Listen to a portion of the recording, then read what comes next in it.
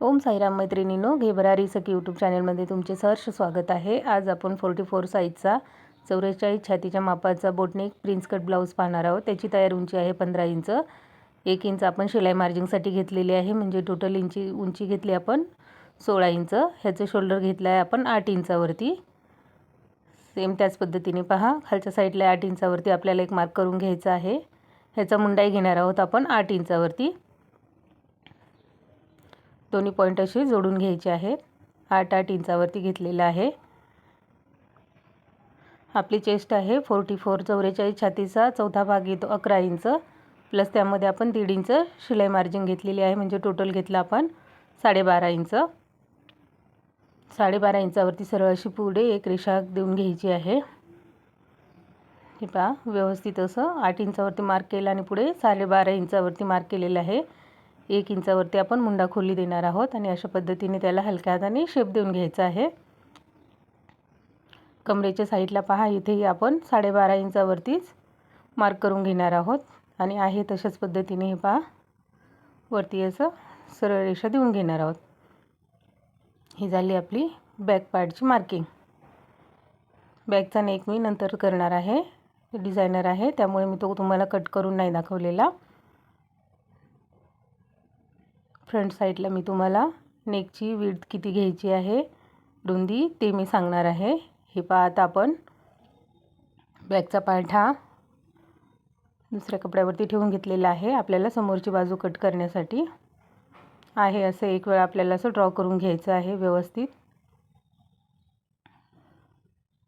पूर्ण कपड्यावरती अशी सगळ्या बाजूने मार्किंग करून घ्यायची आहे एक वेळा। अशा पद्धतीने आपण पूर्ण मार्क करून घेणार आहोत। अर्धा इंच अंतर आपल्याला पुढच्या साईडला जास्त ठेवायचं आहे। कधीही लक्षात ठेवायचं, कंपल्सरी जेव्हा फ्रंट हुक असते, आपण पुढच्या साईडला आय हुक पट्टी लावतो त्यावेळेस कंपल्सरी कुठलाही ब्लाऊज असो त्याच्यामध्ये आपल्याला अर्धा इंच हे अंतर एक्स्ट्रा ठेवायचं आणि आहे असंच आपण मार्क करून घेतलेलं आहे। फक्त आपल्याला उंचीमध्ये 1 इंच एक्स्ट्रा वाढवायचं आहे। 1 इंच आपण एक्स्ट्रा वाढवून घेणार आहोत।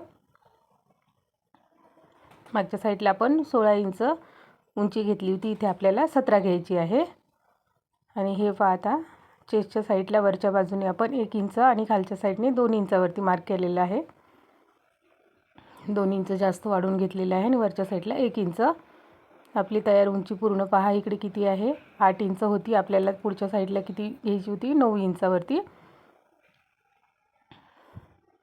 आपण मार्क करून घेणार आहोत। 8 इंच उंची होती बरोबर मागच्या साईडची, सेम तीच आपल्याला पुढच्या साईडलाही करून घ्यायची आहे।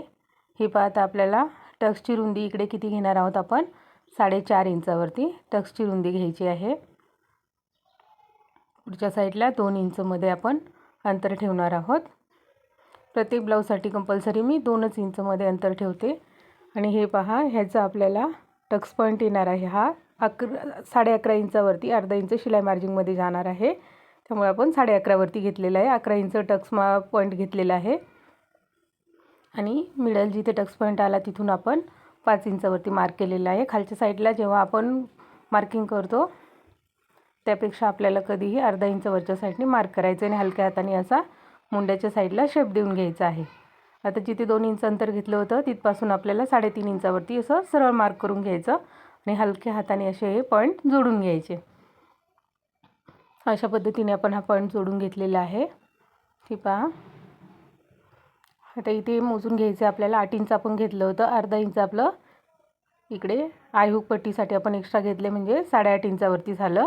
आणि आपल्याला गळ्याची रुंदी ह्याची ठेवायची आहे 4.5 इंच। या साईडला आपण 5 इंचावरती पॉईंट दिलेला आहे, कारण अर्धा इंच आपण एक्स्ट्रा घेतलेला आहे फ्रंटसाठी। अशा पद्धतीने नेक तयार करून घ्यायचा आहे आणि साईड पार्टसाठी 8 इंचावरती जो मार्क होता तोच आपण कमरेच्या साईडला पुढच्या बाजूनी करून घेतलेला आहे। आणि ह्या साईडने कमी करायचं नाही आहे, इथं आपण 1 इंच अंतर हे टक्समध्ये कवर करून घेणार आहोत। हेवी साईज आहे, मी नॉर्मल साईजला पण मध्ये टक्स देऊन घेते।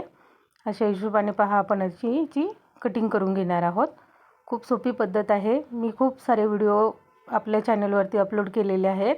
इन डिटेलमध्ये पूर्ण व्हिडिओ मी तुम्हाला समजून सांगण्याचा प्रयत्न केलेला आहे, नक्की जाऊन पहा। जास्त मोठा व्हिडिओ झाला तर तुम्ही पाहत नाही, त्यामुळे मी तुम्हाला शॉर्टकटमध्येच व्यवस्थित असं समजावून सांगण्याचा प्रयत्न केलेला आहे. अशाच पद्धतीने पहा आपल्याला मार्किंग करून घ्यायची आहे. याची मी फ्रंट बाजू आता कट केलेली नाही आहे, पुढे तुम्हाला दाखवते मी. मुंड्याच्या साईडला आपल्याला समोरच्या बाजूनेही अर्धा इंच आतमध्ये घेऊन कट करायचं असतं. हे पाहता आहे तसंच आपण जसं मार्क केलं होतं त्या हिशोबाने कट करून घेतलेलं आहे. तुम्हाला जर असं कट करून नाही जमत असेल तर तुम्ही जेव्हा ब्लाऊज स्टिच करता बाही जोडायच्या आधी तुम्ही अर्धा इंच मुंडा खोली समोरच्या भागाला देऊन घ्यायची. आणि असं जर कट करून तुम्हाला जमत असेल तर तुम्ही ज्यावेळेस कटिंग करता त्यावेळेसच फ्रंट बाजू तुम्ही अर्धा इंच मुंडा खोली देऊन कट करून घ्यायची आहे. याच्यामध्ये मी तुम्हाला पुढे दाखवलेलं आहे पहा. अशा पद्धतीने आपण हे पार्ट्स कट करून घेतले, पूर्ण सेपरेट झालेले आहेत. काही नाही समजलं नक्की कमेंट करा. आणि थोडा मोठा व्हिडिओ चालत असेल तर तसंही सांगा, त्या पद्धतीने मी मोठाही व्हिडिओ बनवेल. जास्त मोठा व्हिडिओ असला की तुम्ही पाहत नाही आणि ते छोटा थोडा करायला गेलं तर त्याच्यामध्ये पूर्ण डिटेल माहिती देता येत नाही. आता हे पहा समोरची मुंडा खोली आहे. इथे आपल्याला अर्धा इंच आतल्या बाजूला असं मार्क करून घ्यायचं आणि हलक्या हाताने असं त्याला शेप देऊन घ्यायचा आहे. जसं नॉर्मल आपण प्रत्येक ब्लाऊजला कट करतो त्याच हिशोबाने ह्यालाही कट करायचं आहे. फक्त शोल्डर मुंडा किती घ्यायचा हे यावर अवलंबून असतं. याचा फायनल लुक पण मी दाखवते तुम्हाला. खूप सुंदर छान असा ब्लाऊज झालेला आहे. बॅकनेक डिझाईन आहे. अशा पद्धतीने आपण हा असा कट करून घेतलेला आहे. अशा पद्धतीने आपली ही पूर्ण कटिंग झालेली आहे. स्लीवचा पण कटिंगचा व्हिडिओ आपल्या चॅनलवरती अपलोड आहे. तुम्हाला हवा असेल तुम्ही तो जाऊन पाहू शकता. व्हिडिओ पाहिल्याबद्दल धन्यवाद.